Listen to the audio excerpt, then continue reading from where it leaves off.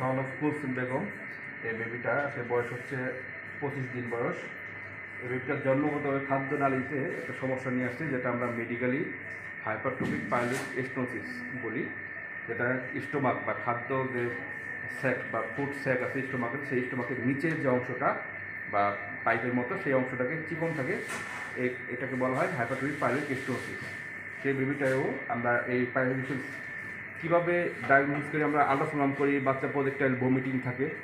প্রথমে জন্মের পর আসলে দেখা যায় অনেক সময় বাচ্চার ভমিটিং থাকে এবং যতদিন বয়স হয় তত তার বমির টেন্ডেন্সি অনেক বেড়ে যায় এবং বাচ্চাগুলো একদম খাওয়ার পর সাথে সাথে অফ করে বমি করে দেয়, একদম প্রজেক্টাইল ভমিটিং বলা হয় এটাকে।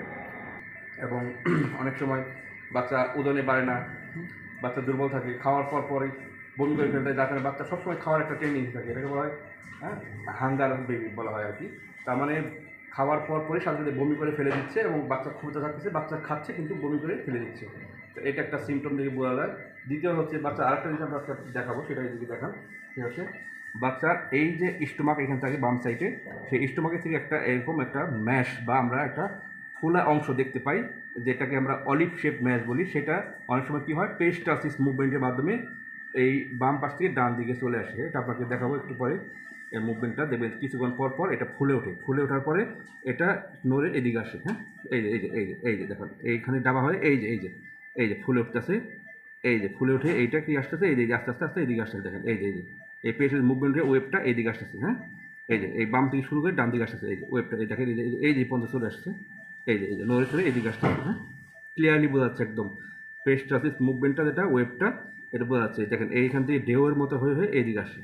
তাহলে এটা একটা টিপিক্যাল ফিচার হচ্ছে পাইলট স্টেনোসিসের অলিভ শেপ ম্যাশটা, এটা বাম থেকে ডান দিকে মুভ করে। তাহলে এটা একটা টিপিক্যাল ফিচার অফ পাইলট স্টেনোসিসের পেস্টাসিস মুভমেন্ট বা ওয়েবটা, এটা অলিভ শেপ ম্যাশটা দেখা যাচ্ছে। তাহলে আমরা এভাবেও ডায়াগনোসিস করতে পারি, আমরা তার সিমটম থেকে ডায়াগনোসিস করতে পারি, এবং আমরা যে টেস্ট করি সেটা হচ্ছে আমরা আলট্রাসোনোগ্রাম হোল অ্যাবডোমেন করে আমরা পাইলট স্টেনোসিসের থিকনেসটা, ওয়ালের যে থিকনেসটা মানে ডায়ামিটারটা, সেটা 4 মিলিমিটারের বেশি হলেই আমরা বলি তাকে পাইলট স্টেনোসিস।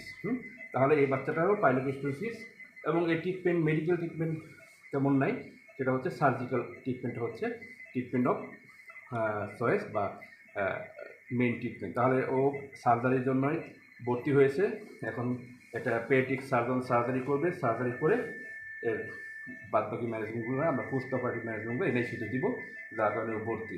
তাহলে এটা হচ্ছে জন্মগতভাবে খাদ্য নালীর নিচের অংশটুকু চিকন বা বন্ধ, যার কারণে এর খাবার দিলে খাবারটা নিচের দিকে যায় না, হজম হয় না, বমি করে ফেলে দেয়। এবং এটাই হচ্ছে হাইপারট্রফিক পাইলট স্টেনোসিস।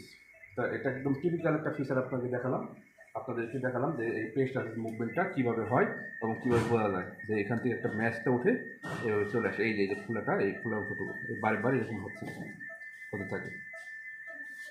এই পেস্টাসিস মুভমেন্টটা, এই যে মুভমেন্টটা এই যে আবার হচ্ছে। হ্যাঁ, এই যে এই আস্তে আস্তে ধীরে ধীরে এইদিকে চলে আসতেছে।